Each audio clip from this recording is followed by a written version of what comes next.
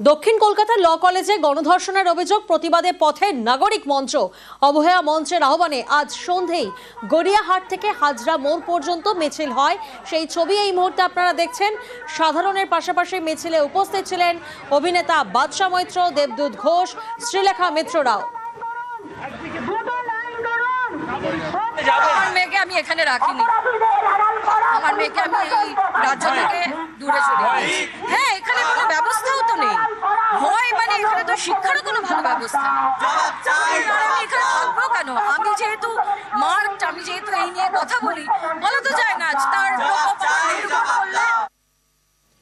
অনুমতি না থাকায় লেক মলের কাছে মিছিল আটকায় পুলিশ।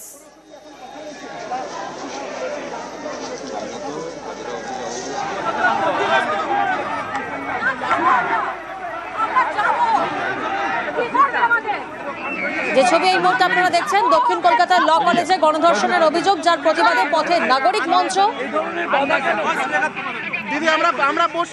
আমরা সিপিকে জানিয়েছি, আমরা আপনাদের অ্যালাউ করেছি, আপনারা এখানে বসে দাঁড়িয়ে যেরকম ইচ্ছা আন্দোলন করুন, আমাদের কোনো অসুবিধা নেই।